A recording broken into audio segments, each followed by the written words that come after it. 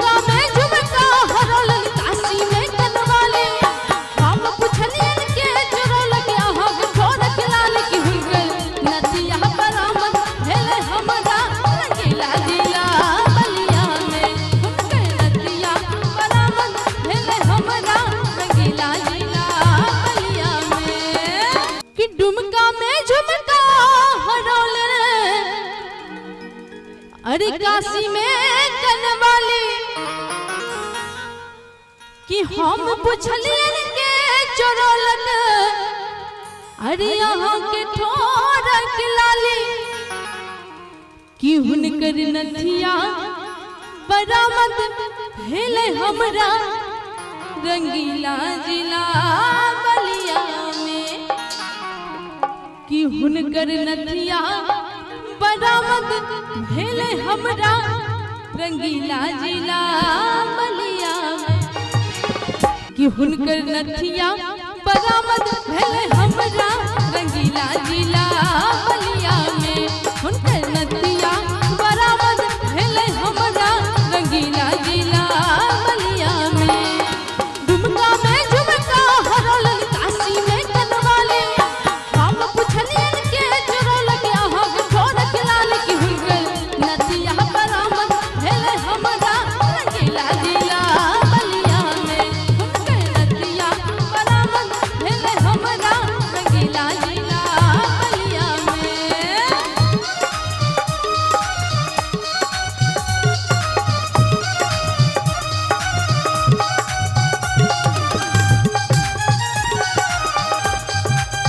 क्या बात है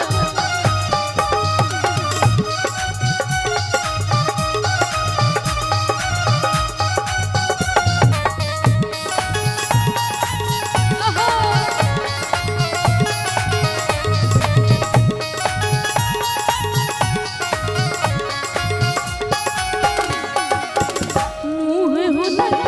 पूर्णिमा के चंदा कौन मनुख सो परलन फंदा मुँह हुनक पूर्णिमा के चंदा कौन मनुख सो परलन फंदा जे कियो के लेखिन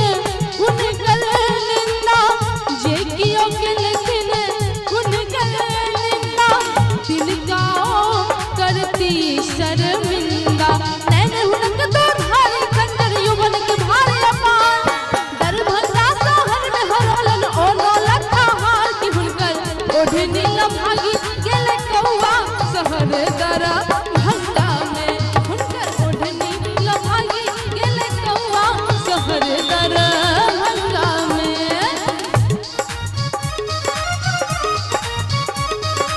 बहुत सुंदर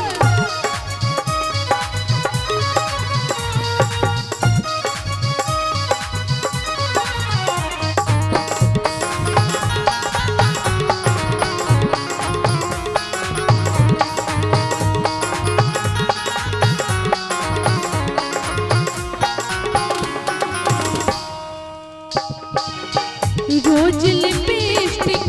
चाहबे करियन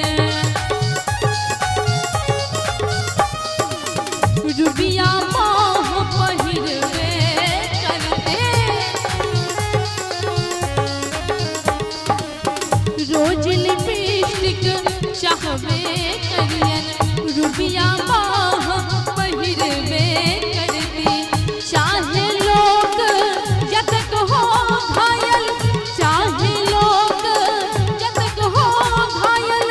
ओ नैया अपन चाल बदलती पान दमोने गाल में हरदम हिल चप्पल छंजा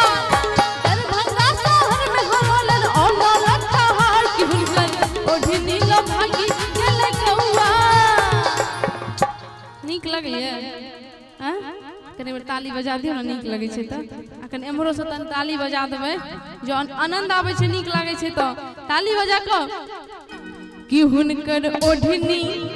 लम्हागी गेले कौआ शहर दरभंगा में कनी बेर ताली बजा क कि हुनकर ओढ़नी लम्हागी गेले कौआ